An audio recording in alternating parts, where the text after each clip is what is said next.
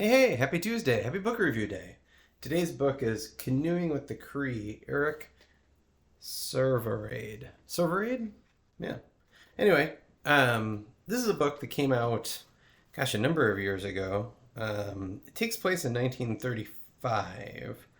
I don't think it was published right away.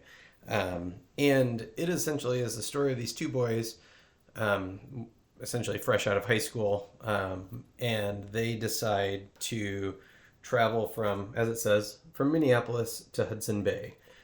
So they go down the Minnesota River to Mankato, and then follow it up and around through South and North Dakota and Canada and all the way to Hudson Bay. And it's kind of, it's pitched as like a adventure story.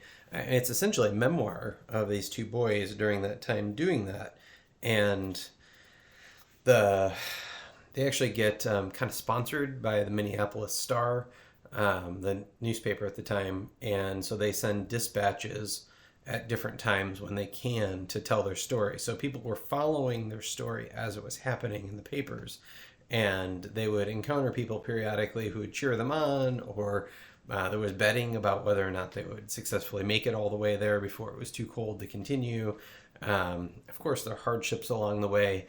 And it's kind of an interesting book for just kind of looking at what that period of time was like in Minnesota and Canada. Because one of the things that kind of surprised me in 1935 is the number of Native Americans that they encountered, not in in seemingly wild scenarios, and made me wonder more about the reservation system and when that really became established. They encounter a lot of French-speaking people in Manitoba, and as just kind of a layperson, I guess I think of French being spoken primarily in Quebec, and I don't really think a lot about Manitoba, so it's interesting obviously there are probably lots of French-speaking people in different parts of Canada as well.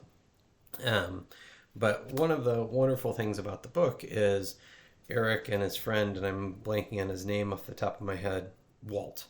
Eric and Walt get a lot of support along the way as well. There are lots of people who come to their aid, who see them struggling, and they offer them more meal, or they give them shelter during a storm, because they really have very basic supplies.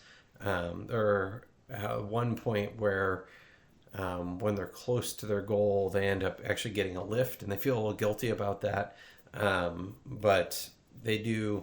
This no spoilers because the book finishes, right, and you get it published.